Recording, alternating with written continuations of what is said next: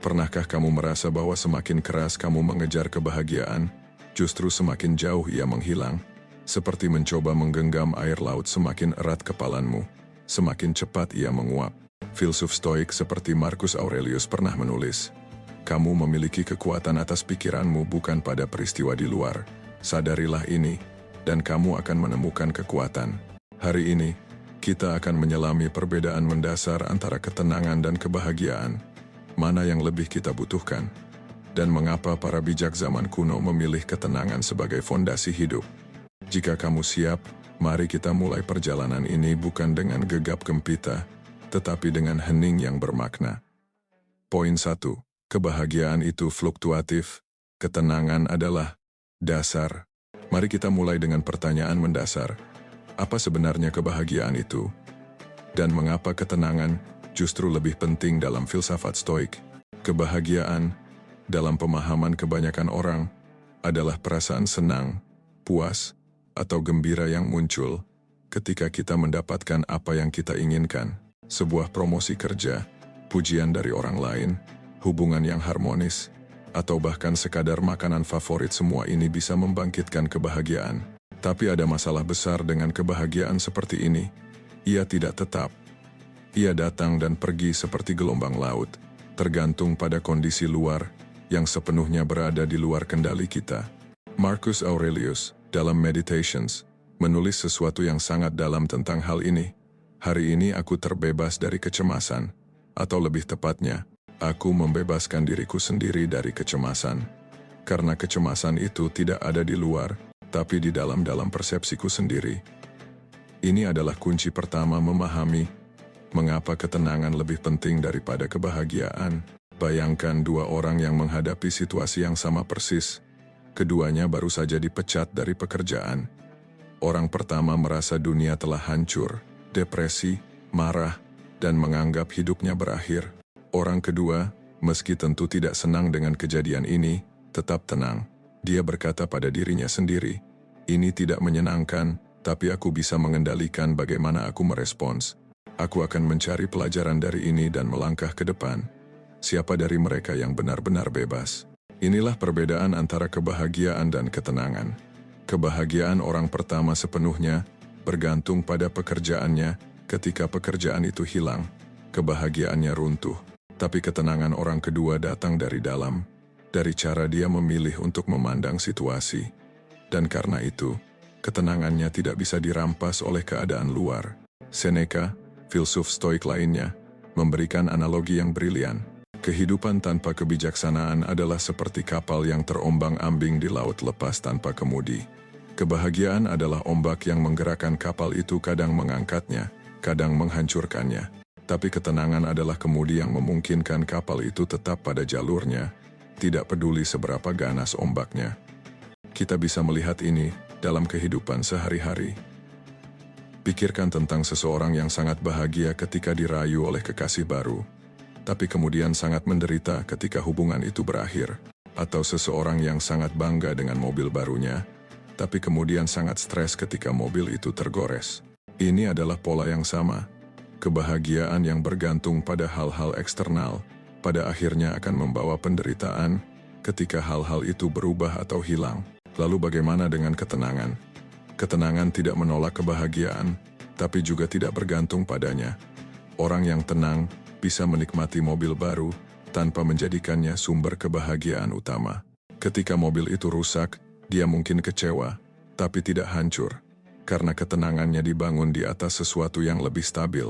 Penerimaan bahwa segala sesuatu di dunia ini bersifat sementara, dan bahwa kebebasan sejati terletak pada bagaimana kita memilih untuk merespons hidup, bukan pada apa yang hidup berikan kepada kita. Epictetus, yang hidup sebagai budak sebelum menjadi filsuf, memahami hal ini lebih baik daripada siapapun. Dia mengatakan, bukan hal-hal itu sendiri yang mengganggu manusia, tapi pendapat mereka tentang hal-hal itu. Ini adalah inti dari ketenangan Stoik. Ketika hujan mengacaukan piknikmu, bukan hujannya yang membuatmu menderita, tapi pendapatmu bahwa piknik harus cerah agar bahagia. Ketika seseorang menghinamu, bukan kata-katanya yang menyakitimu, tapi keyakinanmu bahwa penghinaan itu harus memengaruhi harga dirimu. Inilah mengapa ketenangan adalah dasar, sementara kebahagiaan hanyalah dekorasi. Seperti rumah yang dibangun di atas batu karang, ketenangan adalah fondasi kokoh yang tidak tergoyahkan oleh badai emosi atau perubahan nasib. Kebahagiaan mungkin datang menghiasi rumah itu dengan lampu-lampu indah, tapi ketika lampu-lampu itu padam, rumah itu tetap berdiri tegak. Praktik stoikisme mengajarkan kita untuk membangun ketenangan ini melalui latihan mental setiap hari. Salah satu latihan terpenting adalah praemeditatio malorum, prameditasi tentang hal-hal buruk yang mungkin terjadi. Ini bukan tentang menjadi pesimis, tapi tentang mengingatkan diri sendiri bahwa segala sesuatu yang kita miliki bersifat sementara. Dengan cara ini, ketika kehilangan datang, kita sudah siap secara mental, dan ketenangan kita tidak mudah goyah. Contoh sederhana, sebelum bepergian dengan pesawat, seorang stoik mungkin merenungkan, penerbangan mungkin delay, bagasi mungkin hilang, turbulensi mungkin tidak nyaman. Ketika hal-hal ini benar-benar terjadi, dia tidak terkejut atau marah berlebihan, karena dia sudah mempersiapkan pikirannya sebelumnya. Ini sangat berbeda dengan orang yang hanya membayangkan perjalanan lancar. Ketika masalah muncul, kebahagiaannya langsung berubah menjadi frustasi. Ketenangan seperti ini bukanlah sifat bawaan, tapi keterampilan yang bisa dikembangkan. Marcus Aurelius, meski menjadi kaisar Romawi yang paling berkuasa, menulis dalam buku hariannya setiap pagi, "Hari ini aku akan bertemu dengan orang-orang yang tidak tahu berterima kasih, sombong, licik, iri, dan tidak ramah. Tapi aku ingat bahwa tidak ada dari mereka yang bisa merusak karakternya, karena tidak ada yang bisa melakukan kejahatan tanpa persetujuannya sendiri." Ini adalah latihan ketenangan, mempersiapkan pikiran untuk menghadapi kenyataan hidup tanpa ilusi, tapi juga tanpa keputusasaan.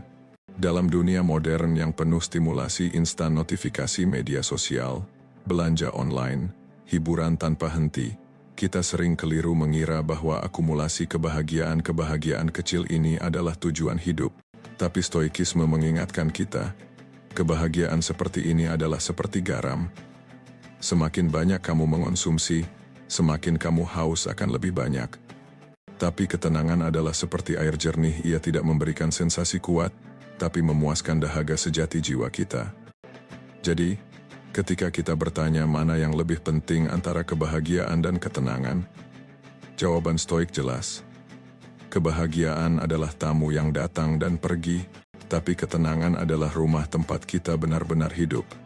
Dan seperti kata Seneca, tidak ada angin yang tepat bagi pelaut yang tidak tahu kemana dia akan berlabuh.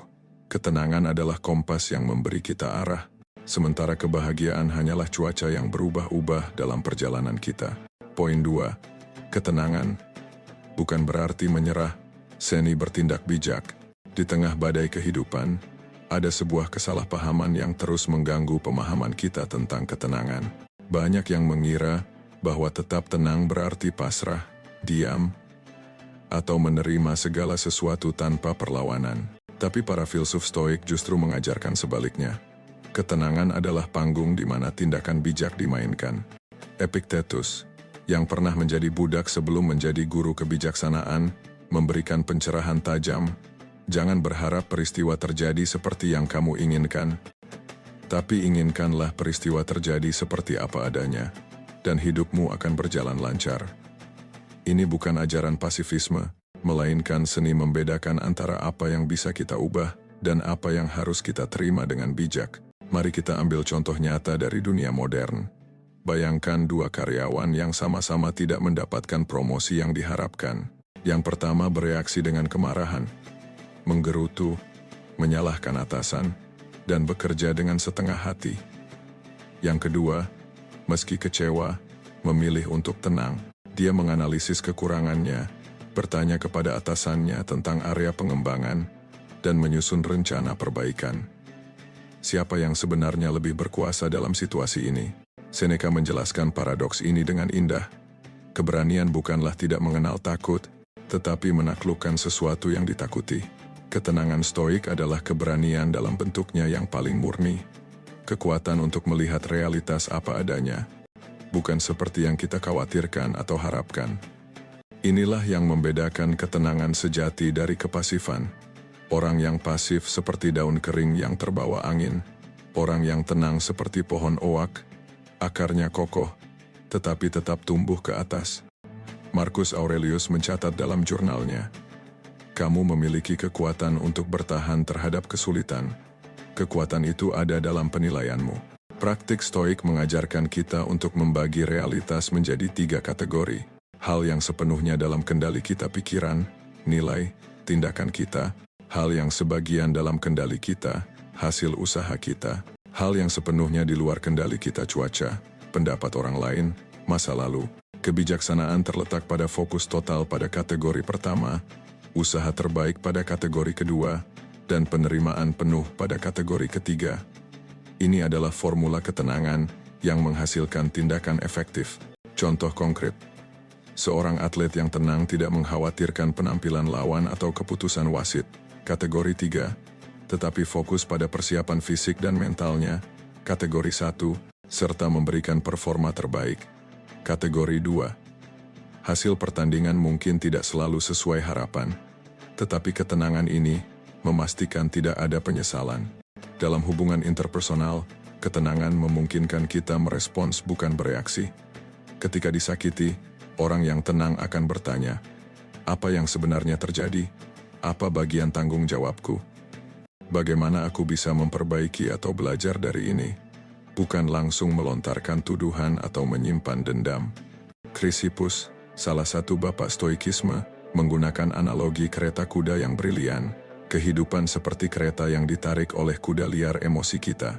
Ketenangan adalah kusir yang terampil, yang bisa mengarahkan energi liar itu menjadi gerakan yang terarah.